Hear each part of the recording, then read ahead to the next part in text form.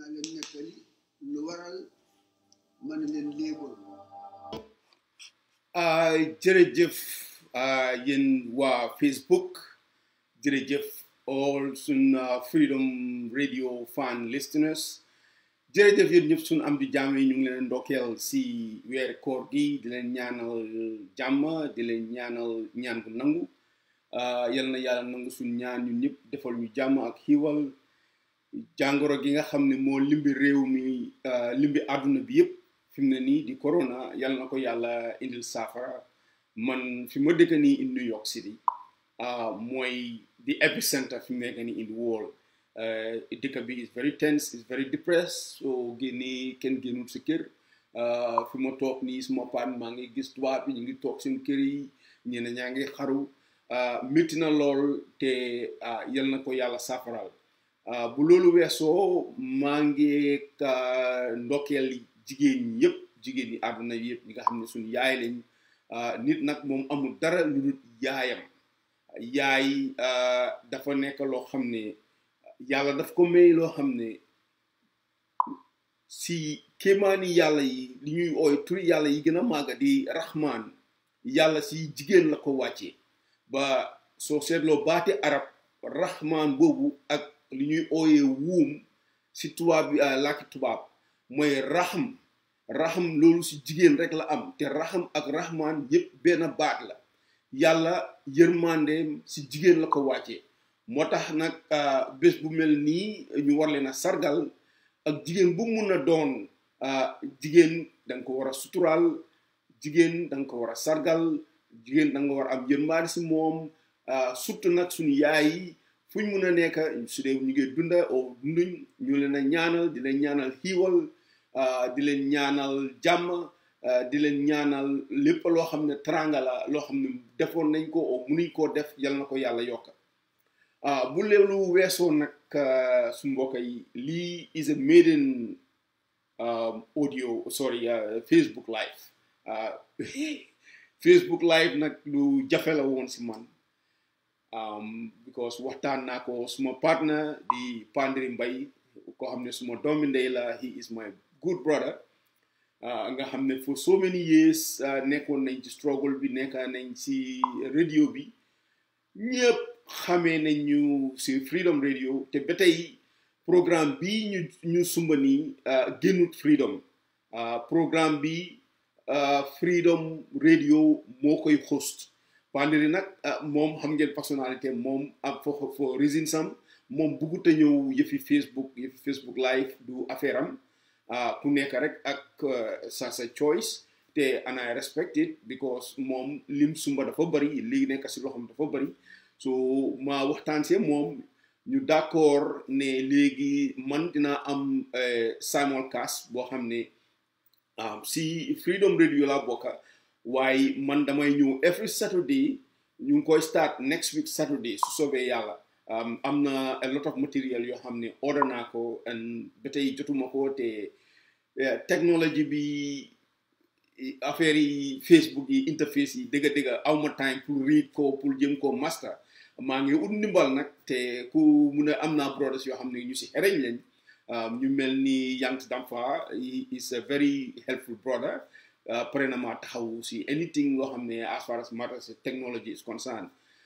di also di gërëm honestly Pandiri Mbay moom tam mi nga xam ne wax dëgg ne yàlla yaatal na ma si rajo bi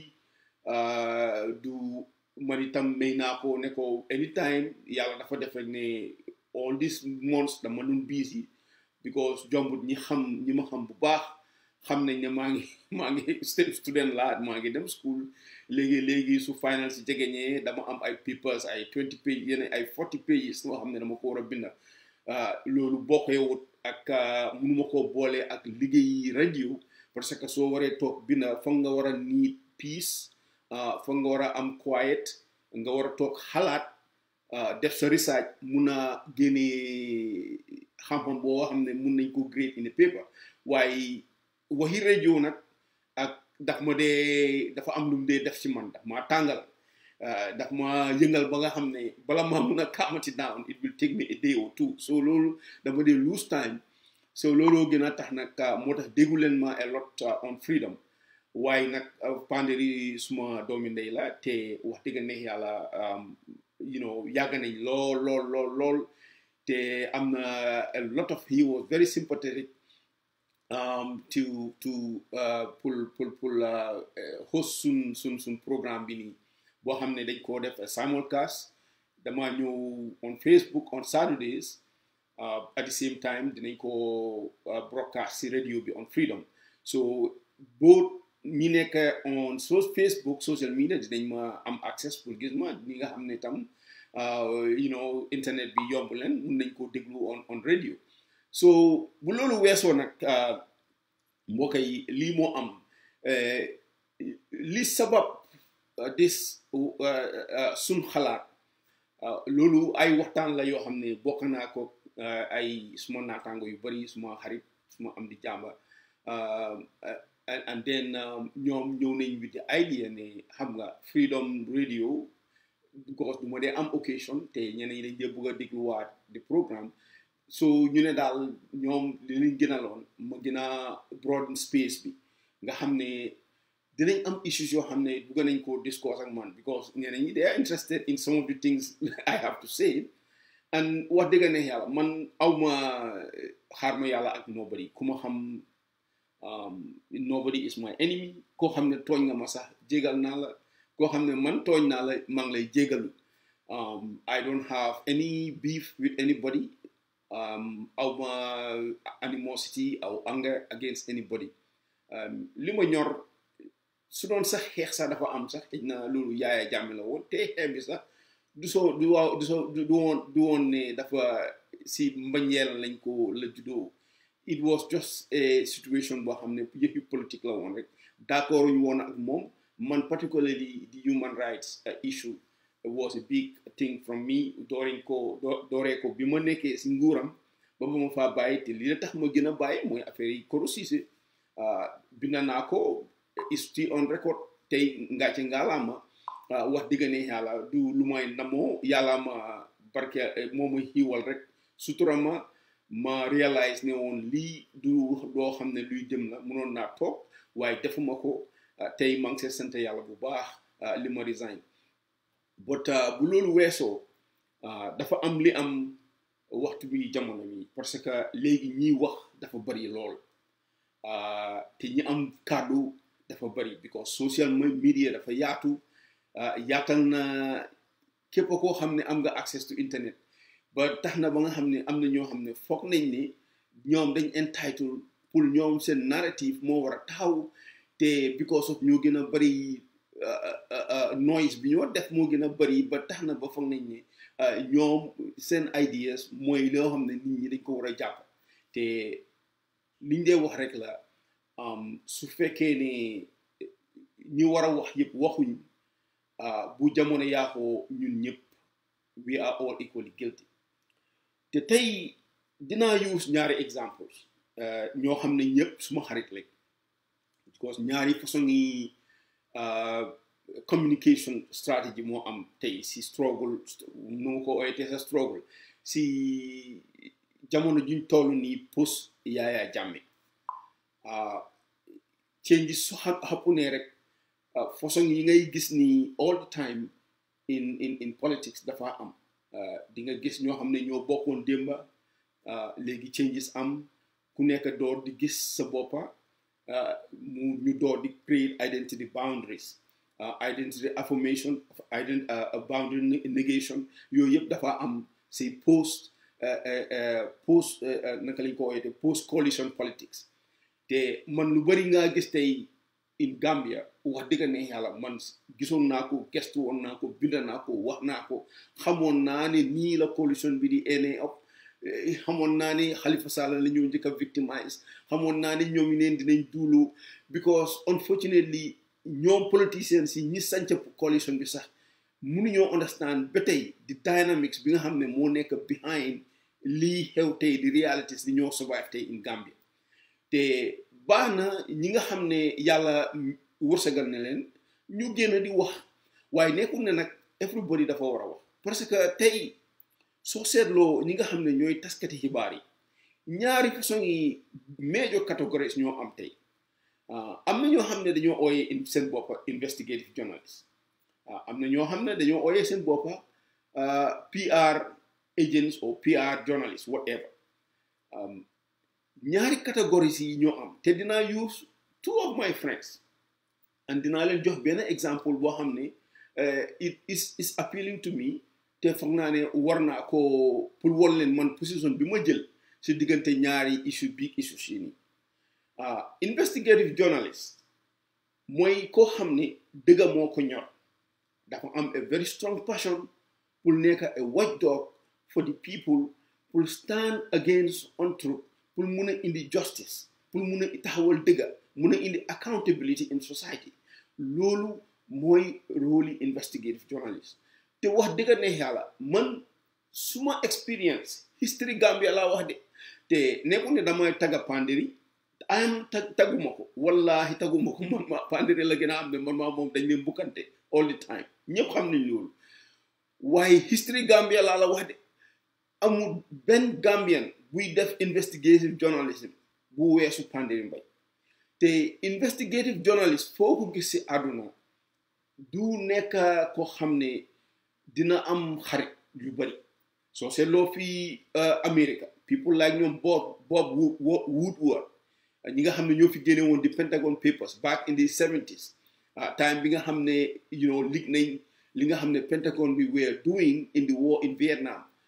kooku ba tey am na ñoo xam ne they are hunting him kooku dafa am guard dafa am security because people am na ñoo xam ne they are ready to take his life so it's not a job boo xam ne dafay easy te doo mun a am xarit te Panderi daf koy wax nit ki nag soo ko buggee da nga koo bàyyi ak si jàmmam ak si nim mel whether you like him or you don't like him doo mun a agree ak moom ak all the time because of doomu aadama la dafay def mistake like me like you like everybody else waaye nag moom rôle bi moo def dafa necessary in our society ak nu mu ko mun a defee because of moom moo invest time am moo invest energy am moo invest xaalisam ñi koy déglu duñ ko feekoo leen bu tuut seen coobare la yàlla moo def ngëm seen xol ñu taal seen radio di ko déglu so a person like that dafa difficult pour toog naan ko lii nga war a wax wala lii nga war a wax wala ngay pass judgment si moom you have to accept him as the way he is nga war a understand ne rôle bi moo def dafa necessary in any democracy it's very very vital because democracy soo amul li ñu ooyee the fourth estate which is the media boo xam ne dafa aggressive to seek for the truth then dëgg du mun a am fen dafa taxaw te fen su taxawee si réew bi dafa tas démocratie ak capitalism mënut a dox without a very robust media boo xam ne they are sincere they are professional and they are very objective these are things yoo xam ne ideals la ideals is not something loo xam ne everybody can just rise up tomorrow mu rise up to that level is something loo xam ne nit ki daf ko aspire waaye boo gisee nit ki ni moo jëfee nga am yaakaar ne kii day am naa rafet naa njorta ne su ma ko dimbalee o suñ ko jàppalee fi mu bugg a àgga dina fa àgga comme li ñoo wax in America if you aim to the stars you might not reach the heavens but you will go far loolu is one side of people ñi nga xam ne ñooy wax tey si media bi the other side the other extreme opposite mooy ñi nga xam ne dañoo ooyee seen boppa PR media house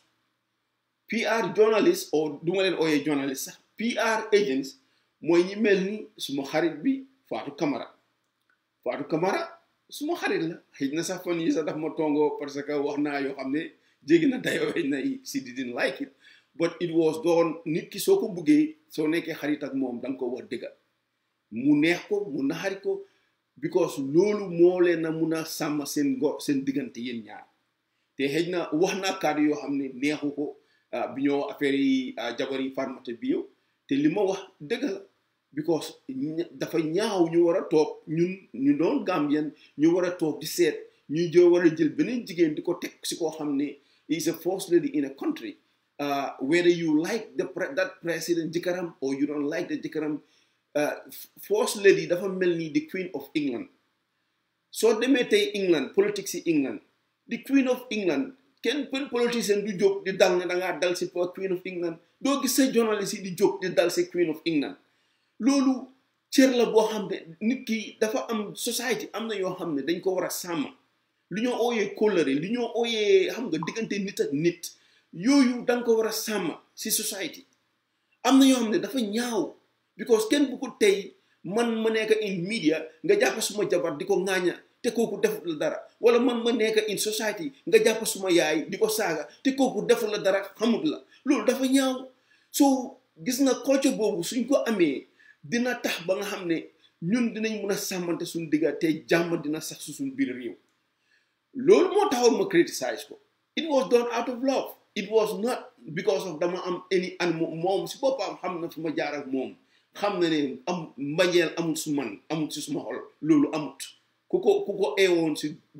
nelaw sax ne ko Ibu Jallow daf la bañ du la gëm because moom xam na fi ma jaar ak moom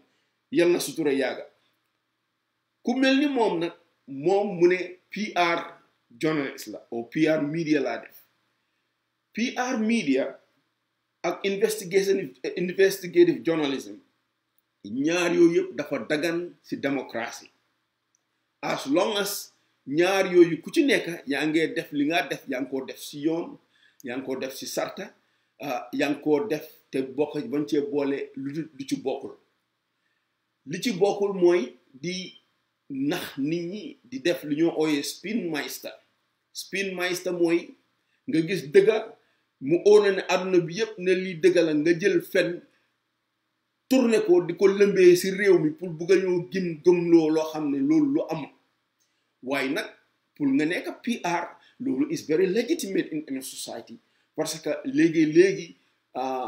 nit dina am merchandise am o nit dina am business am o nit dina am political organisation am o nit dina am gis-gisam mu bugga ko lëmbee si àdduna o pour àdduna bi mun a understand moom position am loolu you go to a PR agent doo dem to a investigative journalist you go to a PR agency nga ne leen man dama bugga a strategic communication lii mooy suma idea o man political party bi laa bugga sell o dama am lii laa bugga market so kaay dama bugga nga ma hire la ma retain la sa services as a professional PR nga weesaar lool suma idea su ko defee man ma mun a am attention ni nit ñi understand nga in that issue comme tey su ma amoon business wala ma am political party jaadu na ma oo Fatou Camara ne ko ma ne waaw suma xarit nga waaye man day wax dëgg dama bugga suma political party nga dimbali ma léegi dinaa la fay nangam pour yow nga lëmbee suma ideas àdduna bi xam ko ñu xam man lan mooy suma party man may kan and people will buy into my product pour mu mun a win hearts and minds loolu strategic communication loolu dafa uti ak journalism because ñooñu li ñoo def ki ko fay ak kii fayee ko ñoom seen boppa moo leen ñor seen interest la ñoo topp so this is a very important difference pour nit ñi mun a ràññee the difference between the two te dafa baax nit ñi xam ko pour ñu xam ne there is no competition between an investigative journalist and a PR agent seen liggéey bokkul waaye baax na nag ñoom ñaar ñëpp ñu xam nit ñi ñu xam ñoom fan lañ taxaw when it comes to the society PR agent ak PR agency boppam lay njëriñ ak ki ko fay investigative journalism in the ideal sense askan bi yëpp laa njëriñ understand nga moom satisfaction bi mu cee am mooy ne lii is my passion lii la bugg a def lii la ma yàlla xiir di comme li tubaab bi di ooyee this is my calling nit ku nekk am na calling in life am na ñoo xam ne dañ am calling pour be a journalist am na ñoo xam ne dañ am calling to be a lawyer am na ñoo xam ne dañ am calling to be a doctor or to be a businessman am na ñoo xam ne dañ ko am calling pour nekk an imam loolu is not something loo xam ne danga koy def pour bëgg a nax nit wala anything non loolu yow yaay xool si sa biir ni la yàlla sàkkee ni la yàlla mooyee ak ni yàlla mooñ ci yow nga ne man lii de moo ma itteel this is what is going to make me a happy person for the rest of my life ma decide ne lii lay def for the rest of my life loolu these two things dañ different bu ñaari two catégories yi weesoo am na ñoo xam ne ñu ngi ci digga bi nag ñoo xam ne ñoom itam ñaari façon lañ mooy ñi nga xam ne dañ war a wax ak ñi nga xam ne waruñoo wax ñi nga xam ne waruñoo wax ma njëkkee si ñoom mooy ñi nga xam ne amuñ dara loo xam ne dañ koo wax luy njëriñ askan bi ñooñu dañ war di njëkk a noppi te tey mujjee wax ñooy war a mujjee wax te njëkk a noppi comme ni ko olof yi di suma maam di ko daan waxaan day mujjee wax te njëkk a noppi mooy ñi nga xam ne amuñ nothing loo xam ne dafa njëriñ doomu aadama lu dul dañoo indi seytaane dañoo wax gu ñaaw saaga dugga si affaire yi jàmbur wax luñ xamul wax lu seen yoon nekkul ñooñu foo leen fekka ñu ngi ci drama rek soo leen seetloo Facebook ñu ngi ci one drama upon drama because duñ dugal seen bopp su lu ñu yoon nekka luñ xam ñu waxut luñ xam ñu wax luñ xamul ñu wax di dugal du wax loo xam ne seen yoon nekku si amul itewul leen bon rek moo leen ci dugal am na ñoo xam ne nag wax dëgg neex yàlla dañ war a wax parce que ñoom deep down inside themselves am na lu yàlla def si ñoom fii lañ ne war nañ koo siyaa ak askan te boobu itam am na ñaari façon ñu si bokka am na ñoo xam ne entertainer lañ ñoom seen job dëgg la dañ dee wax dëgg fii o dañoo wax liñ fiil seen moom wax si ñoom ñoo xam dañoo opinion waaye li si bari dañoo entertain dañoo bugg a reduce stress dañoo ñëw Facebook def seen Facebook live ñi nga xam ne they just want something light pour entertain leen ñu mel ni comme ñoom Baba Jah koo xam ne boo ko cuune he is very funny soo ko dégloo he is hilarious dafa def lu funny mu sol doy waar xam nga di wax yu comme wax olof yi nit ñi di ree ni mooy waxee olof is funny is entertaining waaye nag léegi moom it mu am opinion am because of am na audience dina wax xalaatam ni mu ko gisee but it's deep down moom fii na ne li moo wax is real kooku doo mun a argue ak moom amuloo dara loo ko wax opinion am laa wax man tamit si catégorie boobu laa bokk in a sense ne man it suma opinion laa am pour wax dafa am ñu bari ñoo xam ne suma am di jàmm lañ and they respect my opinion bugga nañoo déglu suma wax bugga nañ ma laaj parce que yàlla daf ma may am na a lot of experience in life gis naa lu bari in life dugga naa si lu bari in life dem naa fu nekk si àdduna bi amul continent bu ma demut amul continent bu ma dëkkut waxuma dem rek dem visit sax dama dëkka du South East Asia du Africa du Latin America du Caribbean yëpp really am naa fa deep gis naa fa suñu doomu aadama boo xam ne yàlla bind na ko alhamdulilah macha allah yàlla may na ma experience boo xam ne wax dëgg ne yàlla war naa koo share with people te su dee politique yi Gambia tam yàlla may na ma si lu bari xam naa si lu bari xam naa si key players waaye nag bu loolu weesoo man foofu laa mun a em man duma PR agent duma def PR kenn duma defal kenn PR te duma investigative journalist munuma investigative journalism te li tax munuma ko parce que yàlla daf ma boole si society ma am ñoo xam ne dama am ak ñoom jàmm suma life struggle ba ma dooree ba fi ma tollu tey am na boo jamono boo xam ne mënaluma suma boppa te am na ñoo xam ne they show me love ñoo xam ne digga taranga moo dox taranga bu rëy moo dox suma diggante ak ñoom jàppale nañ ma dimbali nañ ma ñeneen ñi suma mbokk lañ ñeneen ñi suma xarit lañ ñeneen ñi xamuma leen sax bokkuñ from nothing ba dañ ma bugga rek te yàlla tax so façon nit yooyu te ma nekk a prominent public figure wax digga ne xala du mun a rafet ma mun a taxaw di wax yeneen ne damaa toog di ŋàññe those people in public even su fekkee ne def nañ loo xam ne sax jaaduwut munuma jóg ma toog ne dama leen a ŋàññe in public parce que dafa nekkut loo xam ne suñ aada suñ culture ak foo mun a dem si àdduna bi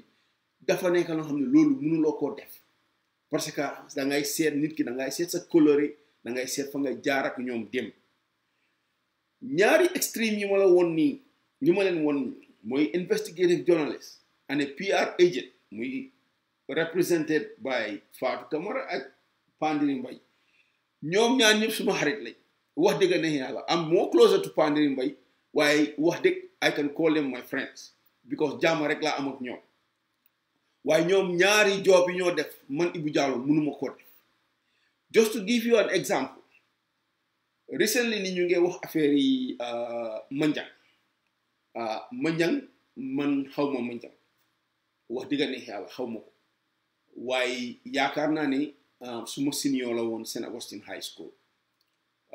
te yaakaar naa ne amoon na benn programme bu naan mënuma remember first name am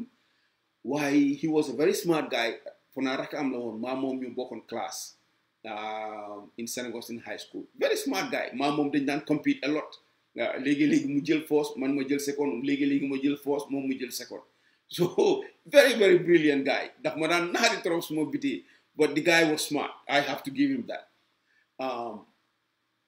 but Manjang jabaram di Yama Haydara ñu gën koo xamee si Yama suma sista la wallahi mun naa wax ne man Manjang suma goro la parce que Yama bi ma koo xam maa ngi nekk xale bu ndaw man ak rakaati Yama di za buti man maa za Haydara ñun ñoo daan di ànda ñoo bokkoon school St. Augustine High School daf daan play football si xandoram di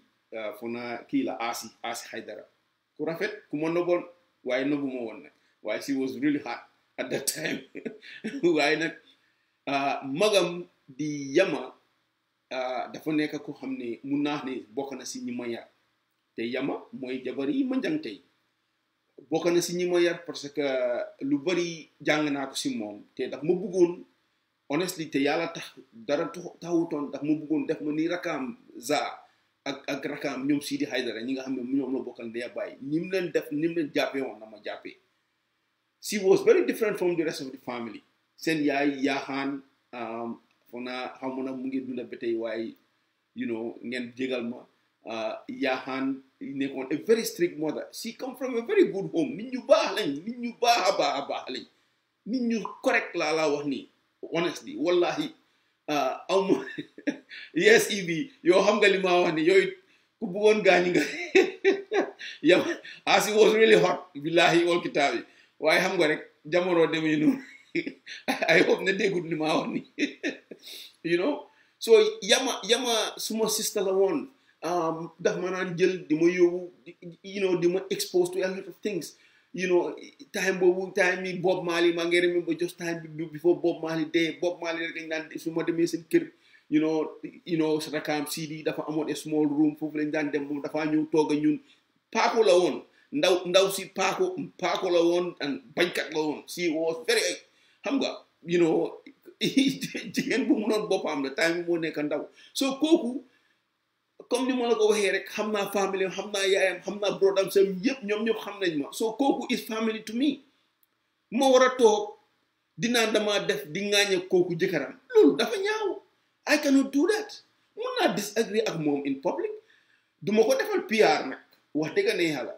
moom jëkkëram Manjang duma ko defal PR waaye nag tamit jaaduwut ma war a taxaw di wax loo xam ne dafa ñaaw it's not ne dama bañ dëgga o dama ragal dëgga non am na loo xam ne moom si interview bi ak Fatou Camara di agree ma ak moom because for example laaj nañ ko affaire yi boss ak yooyu noonu mu ngi wax ne well yooyu is speculation waaye xam nga loolu soo ko waxee yaa ngi open the door pour more people ñi nga xam ne dañ criticize government bi ñu ŋaañi government bi ne well xam nga is true there is a truth to it or ñi nga xam ne they support the government dañoo ne non it's not true lii gars yi ñoo ko sos you will have both extreme te loolu dafa gën a polarize the society it is not uniting the country su fekkee ne it is true waxal ne mënuloo comment si loolu soo bëggut a comment say you say ne man bëgguma comme like ni mu doon waxee affaire yi ñoom Mambouré and see I was very impressed very professional te moom as a banker moom xam na loolu ne loolu it's not right it's not appropriate loolu boo joobam la as a banker warut a divulge any information boo xam ne comme na he came across with that information in the course of his profession because loolu su ko defee man maa la wax although bàyyi na even Standard Chartered Bank those people still will not hold him in a very favorable light loolu they will remember it te it will go very far in for the rest of his life so those are things yoo xam ne it's not ne moom si moom la rek personally man xaw ma ko waaye any banque boo dem si àdduna bi soo ko laajoon the same question bi ko Fatou Camara laaj affaire yi an individual loo xam ne information boo xam ne loolu is institutional the same response la laa jox so it is not an exceptional response although admire naa ko because in the context Gambian context Gambian su meree rek the next thing lu moo dee dafa spill the beans dina wax ba loo xam ne is very unethical waaye nag I'm very glad ne moom mu ngi hold on to his professional ethics and biñ ko laajee wax na leen ne leen moom loolu mun see comment waaye he should have said the same thing or si waroon naa exercise the same kind of candor biñ ko laajee affaire boss bi tam because dafa baax mu leeral mu come out clean li mu war a wax mu wax ko lu mu warut a wax mu wax ne du ko wax li mu xamut mu wax ne xamut ko these are things yoo xam ne you need to make these distinctions su ko defee dina stop the polarization in the society waaye soo waxee a half truth or ngay being vague yaa ngi open the door for people ñu speculate and that is not good see that is not good loolu dafa yaaxa du defar because fu mu nekk nii people ñi nga xam ne dañ bañ Barrow they will run away with that nonsense waaw gis nga wax nañ daf ko bañ a wax rek because dafa ragal dañ ko victimize nii la demee people will talk because mënuloo ko stop so baax na next time buñ ko laajee on such issues su dee mënu see comment na wax ne moom professionally mënut a comment on that waaye pour wone ne moom mënu koo wax because he is not in a position to talk about that or mu wax ne loolu amut or mu wax ne loolu am na so these are three options yoo xam ne he has to choose one waaye mënuloo wax ne oh these are speculations oh well I'm not a lot of speculation but some speculations are true so they need somebody pour ñu def ñëw in public and confirm whether the speculation is true or not so suñ la laajee a speculative answer you don't respond with a speculative question you don't respond with a speculative answer you are not helping anybody so loolu that's the kind of criticism yoo xam ne I can say about okay tuuti mu ne lan Asi very beautiful and sporty girl wow Asi wallahi Asi suma jabar la waroon a nekk you know those are one of the things yoo xam ne I regret xam naa suma déggee dina ma rey waaye nag wax dëgg suma family la tam at the same time she is really family tuuti Madeline mii suma family la moom itam suma sister la bu baax la wax dëgg I live with them family bu ñu baax lañ amul taranga buñ ma defalut suma I love them to death very good people ñun Gambia bii lañ xamoon you know yama naar la you know papa Mauritanie la jógee waaye moom ay sirif lañ but she is family tuutee ngi nii you know Manjagoro family they came from Guinea-Bissau but they are like blood to me dañ ma yaayam man la gënoon a bugg sax ni doomam mi mu jóg you know Ibi Sosé ngi nii you know bokkuñ dara but we are family ba ma nekkee Latrikunda they open their doors for me Ibi ak ma dégg you ask them seen family yëpp la xam naa yaayam xam papaam I was like I was part of their dama dugg si néeg bi lu ma bugg a lekk lay lekk and this is the Gambia we knew understand aduna na dem na ba yàqu na xam nga ñu bari dafa baax ñu these things we tell this new generation because society dafa evolve mënu kenn mënta wax ne the past generation was better than today waaye ñi nga xam ne you know dundoon nañ tranga dundoon nañ luñ jekka dundoon nañ you know jàmm baax na façon yi experience yooyu ñu siyaa ko pour new generation bi xam ne there is always another alternative life is not only Facebook is not life lii is just a way pour connected ñi nga xam ne ñoom Ibi ñi nga xam ne xamoon naa leen ñoom tuuti Madeline mel ni you know ak ñoom Yama Haydara ak suma yeneen mbokk yi these are things yoo xam ne you know you go and connect with them at least they know you are alive yaa ngi si jàmm ñu gis la on Facebook you know seen xel mun a dal waaye du is not a place foo xam ne da nga koo def di utookaay xaalis mbaa di ŋaañante o di waxante yu ñaaw o di dugga si life nit di wax yoo xam ne dëgga ëllëga si biir soo tasee nit ki in real life da nga cee rus yooyu yëpp yan nañu si yàlla musal especially si weeri koor gii nii xam nga àdduna bi amul dara lu fi jar dara jaru ko because fii ñun ñëpp dañ ko fee bàyyi fii one day maximum Ibu Jallow su liibee du passé to the next 50 years góoma ne sax dinaa ko passé góoma ne dinaa live up to 100 years I seriously doubt it su ma fa eggee sax du ma mun a la suma boppa dara lu ma amoon du ma saf understand du jigéen bu rafet du xaalis bu neex du xaalis bu bari du lekk bu neex du kër gu rafet du moto bu rafet dara du ma si safati so li gën a important mooy aduna soo si nekkee na nga dunda bam rafet mbaa yow nga rafet ci understand nit ki boo jokka ak moom sa diggante sàmm ko bam rafet mbaa yow nga rafet si lii mooy aduna soo ko defut sooner or later di nga toog réccu dina la nuyu te wax dëgg ne xala ene wuñ ko kenn because doomu aadama boo gis yàlla mu ngi ci yow amul benn doomu aadama Yaya Jammeh bi nga xam ne ñu bari moom lañ gën a bañ sax yàlla mu ngi ci Yaya Jammeh ruux boo gis yàlla ko sàkk te si yàlla la jógee moo tax we have to be extremely careful suñu diggante ak doomu aadama bul bañ nit soo ko defee rek yaa ngee tooñ sa borom understand nga bul jéppi nit mun ngaa bañ jikkoom waaye ni ko yàlla bindee bàyyee ko su la neexut alhamdulillah soo ko mënee waxtaanal nga waxal ko nga wax ko dëgga su ko naxaree nga baalu ko nga jégalu nga téye sa làmmiñ next time su ko dalee waaye nag nga sàmm sa diggante ak moom bam rafet rek xam nga loolu mooy àdduna you know when it comes to politics again man duma mun a spin te duma mun a nekkaan investigative journalist that is not my job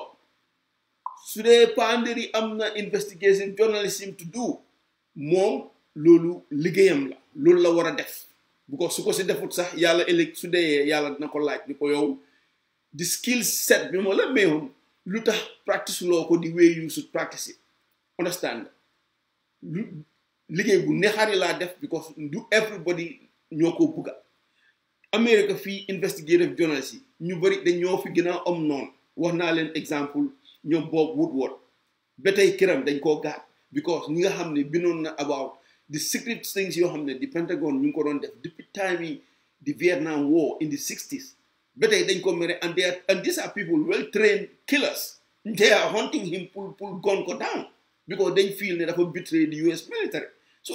and this guy is one of the top journalists in the world ñëpp xam nañ ko understand one of the most respected journalists kooku lu mu wax rek kooku is an institution in Washington DC lu mu wax rek people run away with it because xam nañ ne dafa yàlla may na ko xarañ na si li moo def dafa investigate dafa am sources yoo xam ne kenn du xam fu moo amee source ba tey musuta wax kenn fan la jotee information about the Pentagon Papers and this was a very highly classified secret PR agency ñoom itam am nañ right like I said comme ñoom Fatou Camara am na right su ko UDP fay ne ko dañ bëgg nga defal ñu PR she can do their PR loolu is accepted in the democracy waaye man munuma PR munuma investigative journalism so when it comes to political parties ma starté ko si Adama Barrow he is my brother parce que daf fi ñëw man ma toog ak moom ma jaakaarloog moom ma waxtaan ak moom man si suma xel ak suma xol xam naa ne nit ku baax la I'm not saying it pour praise ko I'm not saying it pour am dara si moom or anything whether def na ma lu ma naxari or defuma lu ma naxari man óor na ma óor yàlla ne Adama Barrow nit ku baax la nit ku yiw la nit ku yaru la te amul an ego I saw him ma xam ne kii ma am yërmande si moom ne kii dañ ko war a jàppale and he is very honest about himself amul dara lu mu nëbb si moom man I will tell you li ma gis te laa wax de kenn fayit ma understand waaye man bokkuma si partem supportuma benn parti waaye nag I sympathize with him as an individual and I wish him well, and honestly lu ma mun pour moom mu succeed I will do it for him to succeed. Dama bëgg mu leer moom wax ko mu categorically clear. Su ma ko waree criticize dinaa ko criticize waaye am naa fi ma am ak criticism parce que yàlla xam ne dama ko soppa bëgg naa ko suma xol. He is a good man. Loolu kenn mënu koo génne maa ko gisal suma boppa xam naa ko. Boole si jabaram def ma mbokkaam jabaram ooye ma nijaayam jox ma cër koo xam ne man xamoo ko xamut ma waaye daf ma gis mu doyloo ma mu def ma nijaay man tam man nangul ko so those are things yoo xam ne su ma waree toog ma defend Fatoumata Barrow dama ko defend comme mbokka and am naa right pour defend ko as mbokka te am naa right sax pour defend ko as the first lady of the country because kooku is not a target koo war a jël di ko ridicule as long as def anything loo xam ne dafa extraordinary you know because ñun America fii lañ dëkka we have seen it all the only first lady boo xam ne mus naa gis mu am public criticism mooy Hillary Clinton te loolu soo gisee li ko waral Hillary dafa nekk koo xam ne du jigéen is not like your typical woman te dafa jaaloon ànda because jëkkëram dafa nekk président rek moom mu foog ne moom it co-président la comme li Fatoumata Bio li def rek ne foog ne moom co-président la dafa war a am access to public policy nit ñi ne ko hey hold on yow we didn't vote you into office ñun sa jëkkër lañ votal but su fekkee ne yaa ngi bëgg a expose sa bopp in public di dugg si public policy we will start hitting you comme ni ñoo hitee sa jëkkër and loolu boo indi a lot of people ñu hate Hillary Clinton te loolu daf ko effect ba the last time bi moo doon office daf ko effect because people am na ñoo xam ne since then buggatuñoo wax dara si affaire yi Hillary because dañ ne dis ndaw si dafa ëppal xamul place because dafa wàcca àndaam fa mu waroon a emu fa waaye you have a person like Fatoumata Barrow Fatoumata Barrow kooku sëy moo ko indi in the State House kooku ba moo sëy Barrow musuta toog xalaat ne Barrow dina nekk président rôle am moo ko may pour mu def li mooy def pour mu génn out in public kooku musta dream in her life ne dina war a toog nekk a public figure understand nga te moom position bi mu nekk jombut benn doomi jigéeni Gambien dañ ko war a naw sax for the first time for the past 20 something years amoon nañ président boo xam ne jabaram du Gambien déggul seen làkk xamut leen faalewut leen baagam la yor ak jëkkëram ak benn doomam wala ñaari doomam dafa dugga jet private jet laa dugga ñëw wàcce na cip dugga gaay yi yóbbu ko straight to Kanilaay wala State House mu toppatoo li moo toppatoo 1 2 3 weeks mu génnaat dëkk bi amuta kenn affaire te ñëpp ñu ngi woon ne muut kenn waxut tey nag ñëpp am nañ làmmeñ golo bu nekk ak siket bu nekk jóg foog ne ñoom ñoo xam lépp waaye nag kooku is not a person koo xam ne danga ko war a taket pour di ko ŋaaña loolu dafa jaaduwut is wrong and society bi have to condemn it waruñ cee jàppale kenn even su dee suma xarit la sax ku mel ni Fatou Camara duma ko si jàppale duma ko si dimbali te dinaa ko wax dëgga man bañu ma ko moom xam na ne bañu ma ko ku ko eewoon si nelaw dina xam ne man moom xam na ne bañu ma ko parce que fi ma jaara moom bari na understand nga te fi ma jaara moom ku la bañ du jaara yow foofu noonu jàmm moo dox suñu diggante ak wóolare ak taranga understand nga du ma faana paasin koo xam ne dama koy dem di ko attaque waaye lim def ak lim doon jéem a def ak li mooy jéem a def na ko tegee boor that is not lu jigéen war a def sa moroomi jigéen you should not do that soo buggee beneen jabari président that's fine that is your game soo ko buggee defal PR that is fine that is your game waaye nag bul use loolu as a weapon pour scheme or pour triangulate di jéem a manipulate society pour ñu bañ somebody because of am nga influence that is not right nañ waxante dëgga you know I love you is du bañeel dëgga laa la wax rek understand nga so yooyu soo buggee support a party ak nga bugg a defar a party you have a job to do you are a professional as a PR defal a PR job su la UDP fayee ne la dañ la bëgg nga defal nga propaganda ñu waaye bul use sa influence because of mere nga Barrow ak jabaram nga use sa influence di propaganda against the government that is not nice yow ëllëg si biir soo nekkee first lady nag how do you think seetal sa ak yow sa history ak sa baggage bi you gonna come with in that office, imagine what people are going to say. Can you survive that? Ndax sa mbokk dina bëgg ñuy wax loolu ñuy wax yu ñaaw si yow di la yulil say mbóot di la yulil say ay say secret xam nga di ko weesarloo te yaa ngi jigéen nga am nga doom comme Fatoumata Barrow, understand nga. So yooyu tam baax na moom it Fatou mu bàyyi si xelam, understand nga. Nit ki doo ko buggee doo ko toppa si lu koy lor ëllëg, danga koy wax dëgga ngeen waxtaan si njekk ak taranga. Su ko bëggul nag nga bàyyi ko si jaamam, you know, nga bàyyi ko si jaamam because du la wàññi dara. Man soo ku ma mere du ma wàññi dara man Ibu Jallow soo ma meree dinaa nelaw ba suma gannaaw bandang. I am surviving, needuma anything from mashallah yàlla may sutural jàmm rek laa bëgg. I want friends, but su fekkee ne friend you don't want my friendship, alhamdulillah, it's another new person is gonna come beyond a doubt. So the reality is political parties yooyu noonu doore ko si Barrow ak famille man lii moo dox suma diggante ak ñoom. waaye terewul nag su ma gisee loo xam ne accepté ma ko o baaxul si réew mi dinaa taxaw wax ne Adama Barrow si li nga nekk du dëggati yoon génn ci. There was a lot of things yoo xam ne I wasn't happy about si Adama. First starting with the Janneh Commission génn naa denounce naa ko wax yu ñaaw, understand and I have a right to say so. So defee commission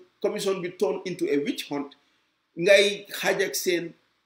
loolu you are not helping yourself. Scrap the whole goddamn commission. ñëpp xam nañ ne commission boobu was a hoax. It's nonsense. You are not going to implement it.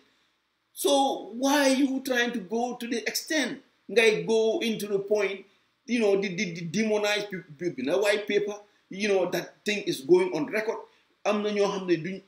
enemies yi are using it as a weapon pour dal si kaw ni man tey soo waxee ñu suñ xaalis te yàlla xam na ne jëluma xaalis gisuma xaalis amee ma xaalis si Gambia ñu maa tooñ rek. But you as a nation, as a head of state, yaa war a jël those responsibilities nga fix those issues te fix ko. I'm not happy about it and I said it. mere naa see ñoo xam ne su ma am di jàmm lañ. Omar Faye suma mag la, I really love him to death. soo ko ooyee sax laaj ko dina la wax ne Ibu li ma wax yëpp he loves me. wax naa yoo xam ne sax rëccu naa ko, understand. But these are things yoo xam ne boo nekkee si nguur su la yàlla mayee nga go to that level nga jege président bul ko jëy wax ko dëgga. man ba ma nekkee Yaaya Jammeh yàlla xam na ne mun naa koo waat si alxuraan. Yaaya su buggee def lu ñaaw dafa xaar man ba Ibu Jallow ba ma génn si dëkk mu def li moo def. suma time in APRC Yaaya lu musa def loo xam ne lu ñaaw la fekkuma si dëkk bi billahi wal kitaab bi mun naa koo waat si alxuraan. dañ ma ko nëba xaar ba ma génn wala ma dem feneen ñu def li ñoo def su ma ñëwee ñu ne waa xam nga dañ la ko xam nañu. You understand?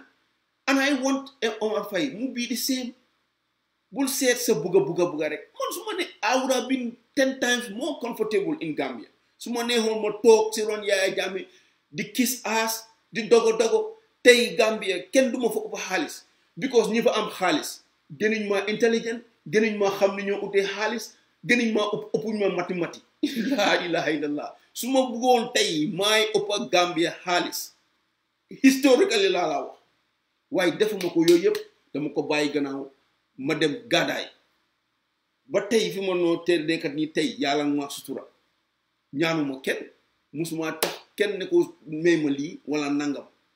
And I'm living, mashallah, alhamdulillah, very comfortable. It cost me a lot. Cost na because bàyyi naa suma réew neexuma waaye yónente bi tam ak li moo rëy yëpp si yàlla ak li ko bi ko yàlla yónni ko si oon askanam fa mu bokka ba mu demee ak mission yi islam bi mu indi nga xam ne amul dara lu ko ëpp si àdduna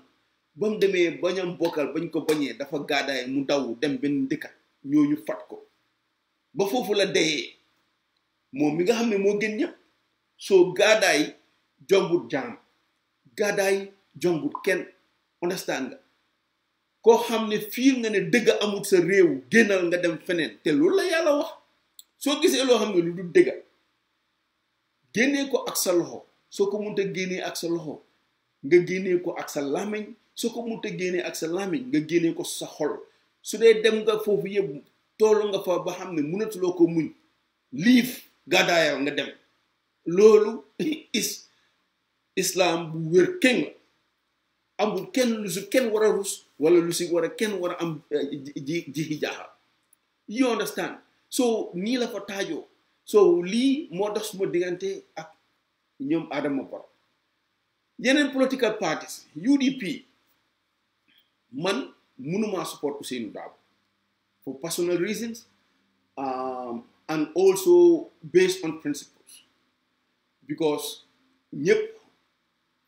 ñëpp xam nañ ni Ousainou moo fi waxoon waxee moo fi taxawal ngemba Adama Barrow understand nga waaye at the end ñoom ñaar ñu duuloo mu mel ni this man is an egomaniac because nit ko xam ne nga nekk kilifa ñu génne la prison ñëw jox la cër jox la si nguur ne la yow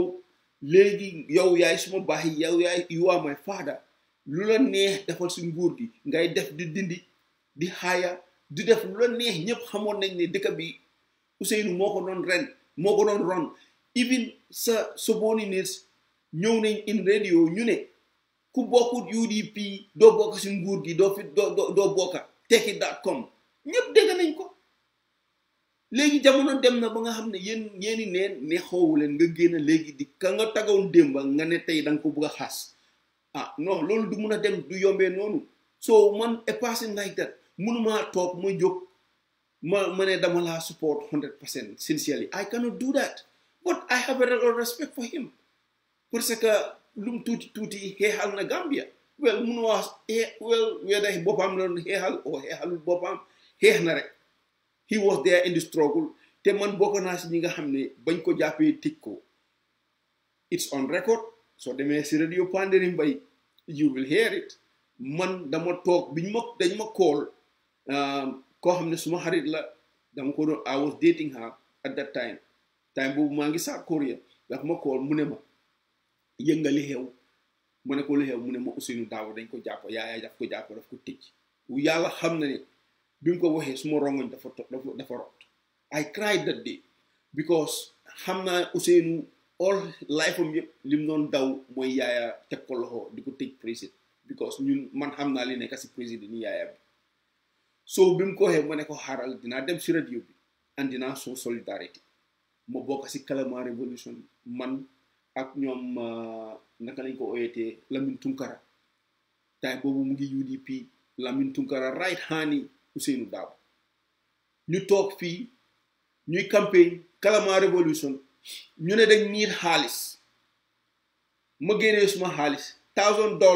laa génnee ma jox ko Fatou Camara jox ko Lamin Tunkara li ma wax you can go and check it $1,000 I still have the records maa ko transfer Fatou Camara jox ko Lamin Tunkara for UDP so man ñooñu mënuma leen a bañ how can I hate them but su jamono demee ba nga xam ne ñu ngi bugg a dëgg mu ngi bugg a tumaranke si dëkk bi ñu am people ñoo xam ne they are egomaniacs ñu ngi bugg a ñëw ne dañ bugg a lead country bi te leading ko si dëgg I have a responsibility not to be indifferent foog ma génn ma wax suma mind moo tax mënuma support Ousainou Darboe su fekkoon ne mun nañoo jël anybody else and I think rightfully so after 22 years boo jéemee mënuloo nga bàyyi nga jiital keneen they bring new fresh they have a lot of talented young people ñoo xam ne mun nañ leen tey ñoom people like Sabally Momodou Sabally very intelligent guy ku wax ne Momodou Sabally mënut a lead that party he can lead it soo ko joxee a chance you have so many other people Amami Tal they have Tombong Sedi all of these people can lead a political party it doesn't take much to lead a political party anybody can because it's a democracy because amul kenn ko am skill set buñ koo xam ne train nañ la for leadership of a country amul si àdduna bi démocratie dafa elect tànn si bu la neex la rek kii moo ma neex kii moo ma saf because of ñun doomu aadama lañ amuñ xel bi yàlla am xam-xam yàlla we don't have it suñ opinion lañ am ak suñ gis-gis te ku nekk xam na ne ku nekk fa sa bakkan am fa la sa gis-gis am understand nga when it comes to reality am na ñoo xam ne yàlla may na leen mun nañoo gis loo xam ne ëllëg ñeneen ñu bari duñ ko mun a gis waaye loolu may yàlla la nekku ne everybody has it man tey su ma leen toogee di leen wax li happen in 20-40 years time ñu bëri duñ ko gëm am na ñu ko gëm waaye ñu bëri majority duñ ko gëm because xamuñ ko and rightfully so it doesn't mean that they are stupid because man li ma yàlla mayut leen ko so it's the same thing understand nga man believe ma ne Ousainou should lead that party dafa war a step aside mag la xeex na yes na toog boor mu gàgganti mu jiital nekk def am njabooti Kanara jiital leen jël xale boo xam ne xale xareñ na mu def ko mu nekk di leader of the party a new face of the party mu drastically change that party waaye su ko mënut a def loolu man mënuma consider the party as something serious honestly I can't I have respect for him as a person because kilifa la jur na doom yoo xam mun na maa jur na doom yoo xam ne suma morom lañ xam nga am na ñu bëri ñoo xam ne ñu ngi they are looking after him waaye du ma ko saaga du ma ko ŋàñña du ma wax lu ñaaw si moom xam nga waaye su ma ko waree criticize dinaa ko criticize te man li ma wax nii xam naa ne su ko déggee dina ko appreciate and I wish you have people in his party ñoo xam ne they will tell him the kind of things I'm saying waaye mun maa bokk a political party boo xam ne mënuloo ko wax dëgg I can never support that party never te benn doomi aadama ku respect boppam warut a bokk si parti boo xam ne yow da ngaa tombé tarbiyu nit loolu dañ ko weesu aduna bi dañ weesu fu ñoo waree tarbiyu doomu aadama because doomu aadama boo gis yàlla dafa def yàlla ci boppam la def si yow bu la nit mënta respect gis yàlla boobu si yow nga xam sa boppam nga respect sa boppam waaye bul nangu kenn tuuti loolu ak koo mun a doon nag weera am nga xam-xam oo amuloo xam-xam weera rafet na oo ñaaw nga weera am nga oo amuloo it doesn't matter whatever sa status in life is yàlla wala xat karam naa bani aadama yàlla moo sàkka doomu aadama teral ko doomu aadama waruta tarbiyu si beneen moromi doomu aadama ku la bugg a jël def la surga nag bugg a def ndóol def la baadoola nga bañ bu ko nangu I don't care who it is muy Ousainou Darboe muy Adama Barrow muy any other politician ku la bugg a def surga bañal comme time xalal am nañ benn waaju daan wooju léeg-léeg bañal léeg-léeg bañal bu la kenn def surga you have a mind of your own you have a heart of your own te yàlla mu ngi ci yow kenn mënu laa tuutiloo benn politicien mënu laa tuutiloo te amul benn nit boo mun taw toog jaakaar loolu wax ko dëgga si njekk ak teranga ak respect you can do it so it's time ñoom ñu nekk in UDP ñu wax seen boss dëgga suñ ko buggee nañ ko toog jaakaar ne ko pa toogal you need to sit down nga gaaganti ñu let us run this show lii suñ jamono la this is our generation but you cannot run sa generation doom ba pare bu ko ron sa generation di set why ban skill set lan xam-xam la Ousainou Darboe am ba moom kenn kon nag moo war a lead party let them tell me it doesn't exist lawyer la Nigeria la jànge dem am masters in Canada loolu is his legal profession def na ko ba léegi am na xale yoo xam ne ñoo ko gën a màcc si liñ jàng there are so many young lawyers yoo xam ne ñoo ko gën a xam de law te moom sax si loo bi moo oote loo bi si boppam jàppal na ko du benn yoon du ñaari yoon saa yum jàkkaarloo ak luwaam daaneel ko soo nit kooku soo demee ba egg foofu even professionally sax da nga war a retire soo demee boo doon toog lawyer ñu lay jàpp di la tëj kaso di la dërëjee di la yóbbu high court ne la yow fayloo tax yaa ngi galgati loi su boobaa nag nga war a am jom sa bopp nag nga noppale ko waaye nag ànda soo wàccee sa ànda moom ànda boo dem nga fekk fa sa ànda lii mooy suma problème with UDP that's number one problem teg nañ si am nañ seen number two Aji Yam Secka a woman koo xam ne tam I respected mu taxaw di wax ne waaw mandinka yaa faasa votal leen Ousainou because Ousainou mandinka la seetal wax bu ñaaw boobu si suñ réew seetal wax bu ñaaw boobu noonu si Gambia ñun nga xam ne ñun ñëpp benn lañ man suma foos jabar mandinka la soose la mu ngi juddoo biir dinga ko kono bakaw suma doom half soose lañ You understand? Small family saying ak Jola, Manja, they have married all over the place. Ñun ñëpp benn lañ, doomu aadama lañ. We are all the same. Politician, politician bu taxaw Gambia di wax ne foo votal leen diw because of poll la, because of nangam taan la. Bu leen ko toppaati. I will man Ibu Jallow dinaa génn si yow completely. Adama Barrow tey bu taxawoon di wax ne votal leen ma because man poll la wala ku bokk si parteem wax loolu ko xam ne am na influence over that person mu wax li Aji Jam Seka wax Adama Barrow génn mu condemn that person man suma bopp ak li ma bëgg Adama Barrow yëpp I will dissociate from his political career duma ko musa support ba aduna tukki because loolu dafa ñaaw. We should never say that within ourselves. Ñun toog fii barki dem mooy njaay tubaab bi ñëw nañ colonize ñu jël sun even before colonization slavery ñun african si ñun gambien si boppam ñoo daan dem jàpp suñ moromi gambien jàppaleen jaay leen si tubaab bi jël tubaab bi jàppaleen indi leen jaam indi leen fii America depuis indi more than 200 years ñu leen a suppress nit ku ñuul soo demee nga tukka si àdduna bi because of nit ñu xeeb te xeebeel bi yëpp si ñun la jógee de ñun ñoo jël suñ own people jaay leen si tubaab yi yeneen xeet yi gis ne ñun fonkuñ suñ askan ñoom itam ñu jàppale ñu su nit ñu gisee because dañoo wax olof dafa ne uude bi ni mu la gisee noonu la owale bu dee african si respect guñ seen own fellow Africans bul expect beneen xeet mu respect sa xeet su dee Gambien jigéeni Gambien respect guñ seen own jigéen seen first lady bul expect beneen jigéen jógee si àll bi ñëw respect leen understand nga nit ki fulla ak fayda si jaamu yàlla la bokk te loolu xeebal boobu foofu la jógee and we have this culture universally foo xam ne dañoo toog di xeeb suñ moromi doomu aadama si ñun la jógee ñun nit ñu ñoo njëkk a jàpp suñ moromi nit di ko def jaam ñu jógee foofu tubaab bi ne waa léegi tubaab yi ñoo toog rek ñu stop ko nekkul ne ñun nit ñu ñuul yi ñoo stop slavery tubaab yi ñoo toog am conscience xam ne li ñoo def yàlla bugg ko te du dëgg di yoon seen conscience moo leen may Angleterre ki ñoo woowee ñoom Sir William Wilberforce ñu def this abolitionist movement ñu start ne léegi dañoo start pour xeex naka la slavery si xeex boobu loolu moo law ba jur British yi ñëw colonize Gambia in fact it was not Gambia Banjul lañ colonize Banjul rek kot lañ colonize te li tax ñu colonize Banjul James Island lañ njëkk a dem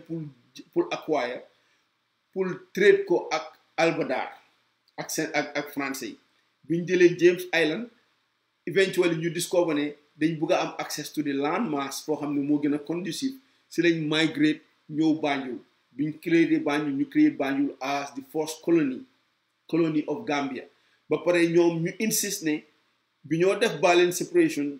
for now in 1860s or if nga forget ma suma history the day but bi ñoo separate ñu ne ñoom bugguñ dara si Gambia all they want is the river te li taxoon loolu mooy pour ñu mun a enforce the British Navy mun a enforce the abolitionist treaty pour against us the Atlantic slave trade loolu moo indi ñu colonize Banjul. This was the only reason. Du woon resources buñ am du woon ne because Gambians are special or of course Gambians are very special on social media but du woon anything else. This was the only reason. You understand? Bi loolu weesoo ñu dem jamono dem tubaab bi not ñu jógee si tubaab bi xeeb ñu ñëw indi seen administration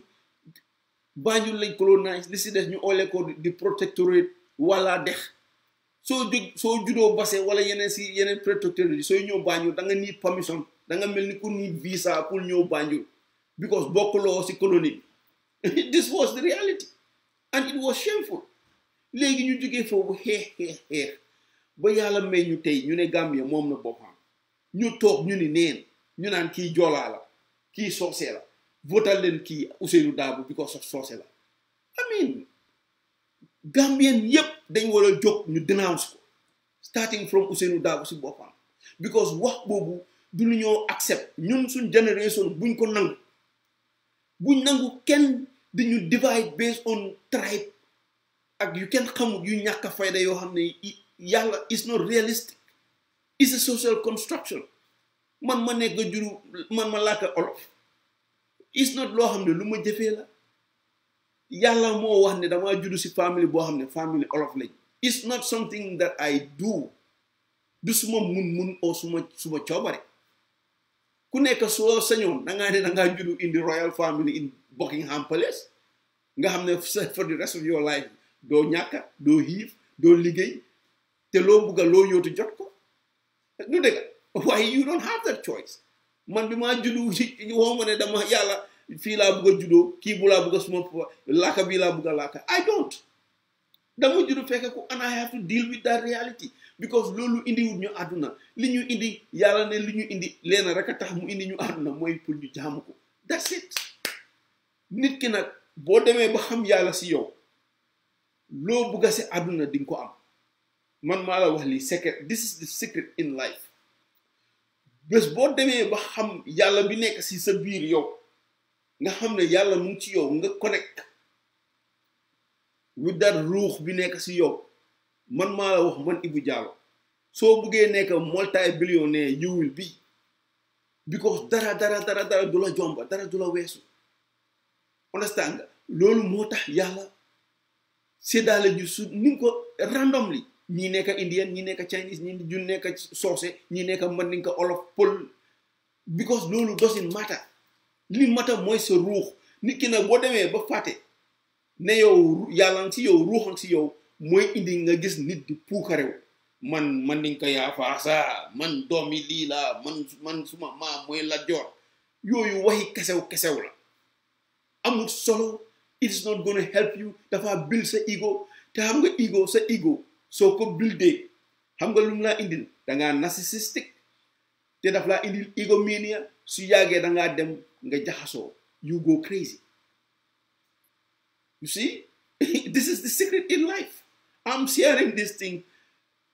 man ngay la wax loo xam ne if you soo demoon si ay people you will pay millions pour ñu wax la this kind of truth so this is the reality boo xam ne this is loo xam ne dañ ko war a toog buñ nangu benn politicien di ñu xaajaale di ñu féewale people have a right pour support parti bu leen neex understand nga man this is my problem with UDP waaye nag UDP am nañ fa ñoo xam ne I respect them Momodou Sabally he is my good friend he's a very smart guy and I think Gambia can make a lot of good use of him very talented I love the guy as a brother bi moo dem UDP neexuma and I told him waaye mu ne ma but my brother xam nga ne tam at the same time you have to respect small choice ma ne ko of course absolutely and I support you 100% waaye fi nga dem neexuma but I love him Yunus Haidara he is my friend dama ko denounce every time Facebook fu nekk I hound him everywhere ne ko you are a round peg in a square hole and I strongly believe that why does his choice and he is in UDP I love him and I respect him suma xuloo waale naka lañ ko eetee how do you call him again I always forget his name naka Karamba Touré decent man very decent gentleman musuma ko dégg mu nekk su xuloo ak anything I respect him as a person d'accorduma ak lim policy yi moo believe or whatever he believes in UDP he strongly believe ne Ousainou Darboe is the best thing that Gambia can ever have also to run the country but I don't agree with UDP I don't agree with him but I love him and I respect him you know Ibrahima Diba UDP la very close to Ousainou Darboe but I love the guy nit ku yiw la nit ku am respect la nit ku baax la you understand but munuma support seen party I can never support it at this moment I cannot do that so demee si PDOIS suma childhood friends yu bari PDOIS like I like Halifa kenn koo déggu Gambia nit ku jub la nit ku maandu la nit ku xam boppam la te musuma xamee Halifa wax lu amut oo dugga si loo xam ne dañ ko cee wax ne ko dañ ko cee sikkee musuma koo gis ku tey la ku maandu la te ku gëm Gambia la te ku am yërmande la si Gambians I can tell you this. Why not? Munuma support party. Because mom, the kind of politics we believe, man gumuma lolu. But terewul ko nek nit ku baax, nit ku yaram. You know, Gambians amuñ nothing to say to that man with respect and love. Because nit ku baax la. Why man supportuma ko? I have friends. You know, suba jigen. You know, ya Aida, Sohna Aida Jallow, Sohna Aida la ko today because suma serigne la tune. You know, I like her. Nit ku baax la. Mu ngi support PDOIS, but I can never support PDOIS. But I respect her. So they make GDC. They are family to me. Mama Kande is my brother. Suma brother, suma harit la. You know,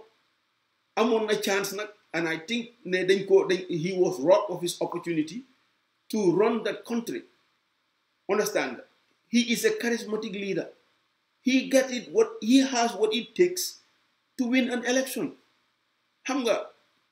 Gambians yi leena laa bëgg ngeen xam. Gis nga démocratie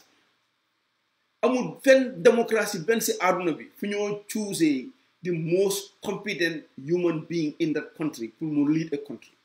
You can never have that in a democracy. Democracy tànn bu la neex la. That's a choice. Boo leen decide ba dem ne da ngeen a jël democracy as your mode of running a country. You are not going to get the most competent man. Su dee tey si politicians yi soo defoon tey si ñi nga xam ne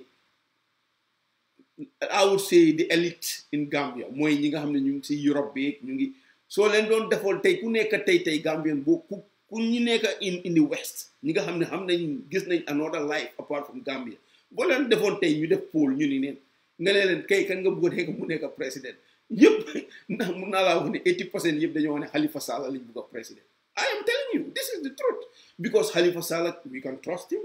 Am nañ yaakaar si moom ne he is going to be competent. Am nañ yaakaar si moom ne kooku dina maandu si alali réew mi because loolu la dunda. He has man bi ma xam bi ma nekk xaleel ba ma toll ni tey na ma xamee woon Halifa Sallah back in the 80s laa xamee Halifa. He has never changed. He has always been a man koo xam ne dafa am social consciousness, am na yërmande, am na a passion to help that country. Why can he ever be a president in Gambia? In the current situation, in a democratic setup? I doubt it. Because why? You know, because the nature of the process, when you choose a leader, you cannot expect ko hamne ku nekk Sara Mbojo wala Sara Ngay nga ne ko mu evaluate policy Ousainou Darboe, policy Halifa Sallah ak Adama Barrow mu mun a make an objective judgment ne kii moo gën a competent pour run this country. They cannot do that. How do they vote?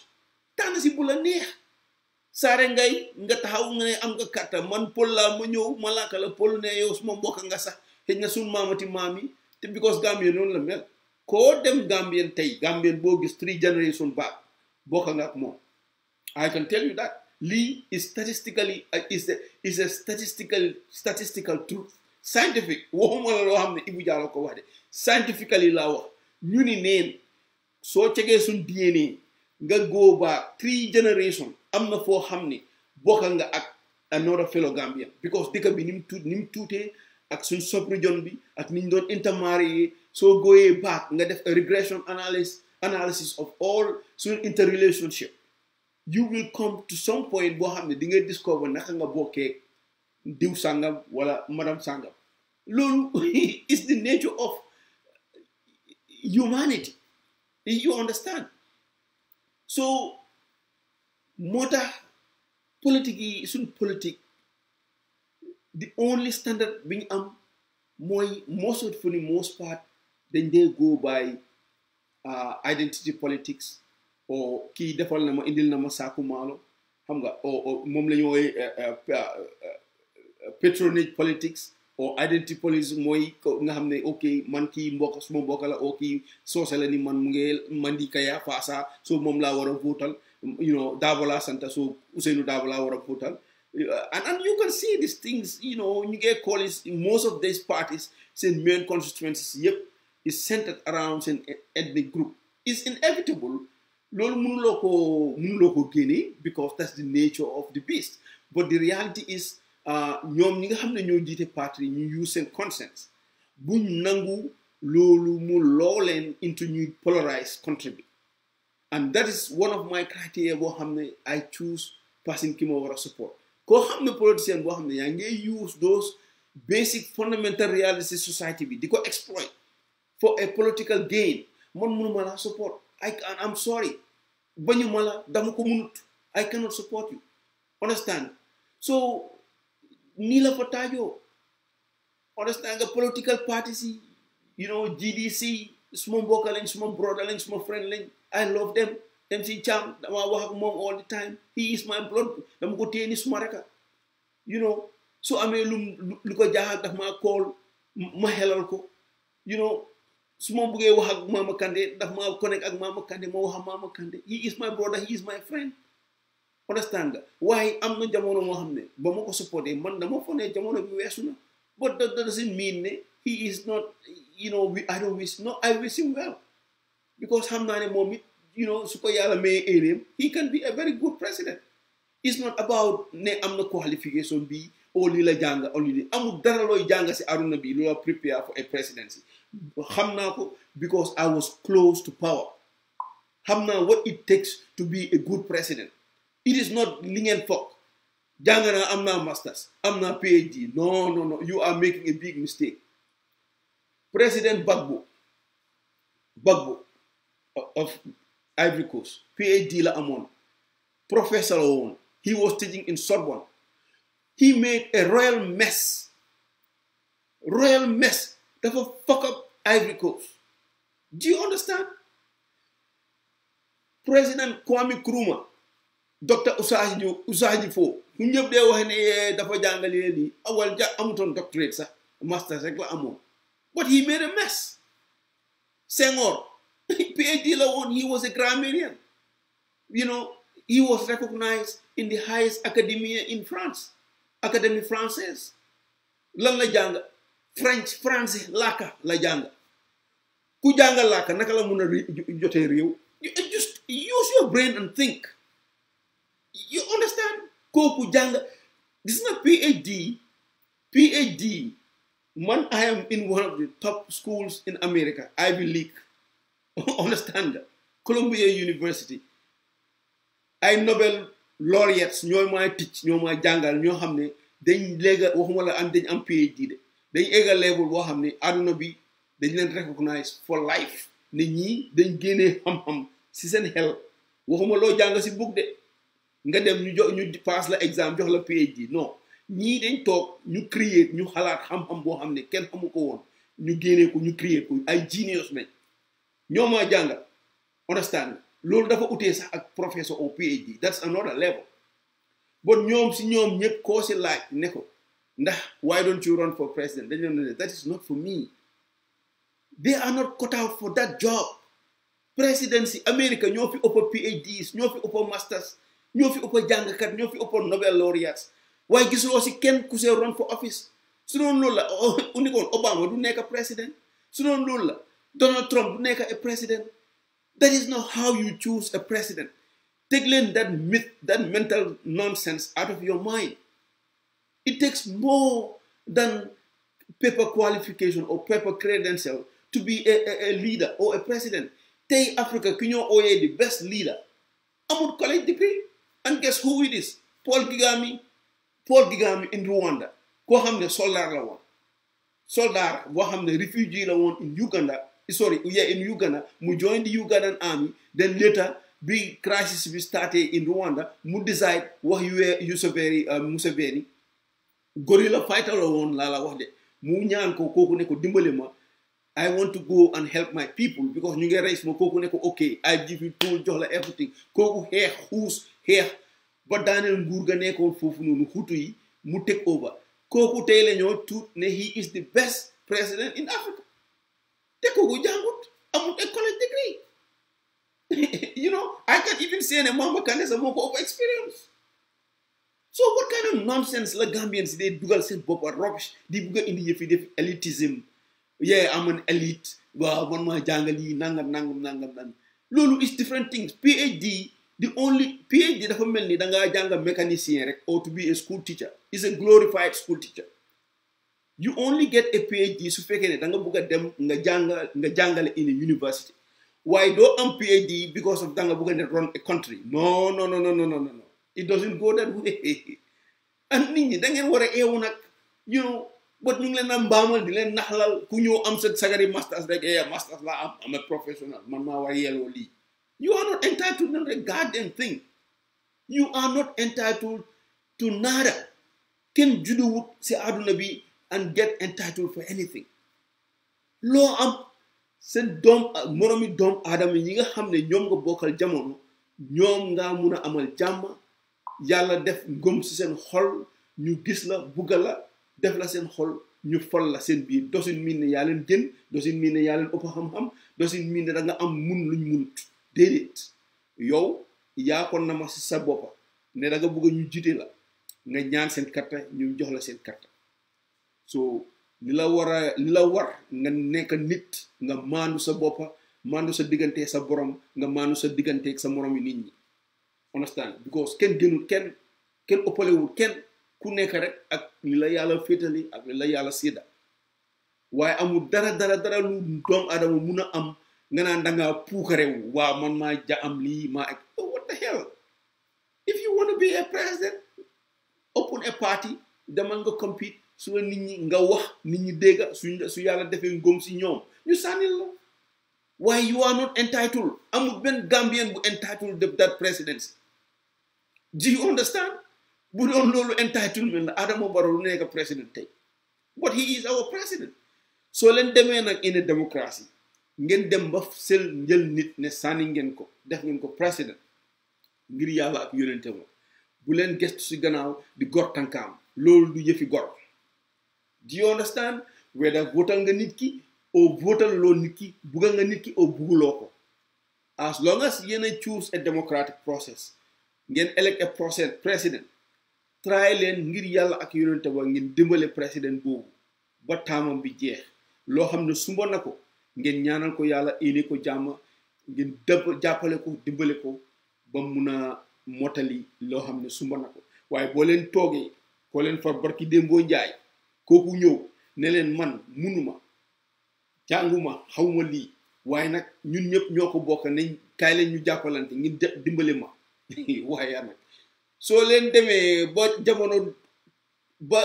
àdduna ol ba teku ngeen toog ngeen ne da ngeen a gor tànkaam billaahi doo leen gor defu leen jëfi gor de te maanduwu leen su dee Adama dafa sàcc xaalis please génne leen evidence bi ngeen won ñu gis because gisuñ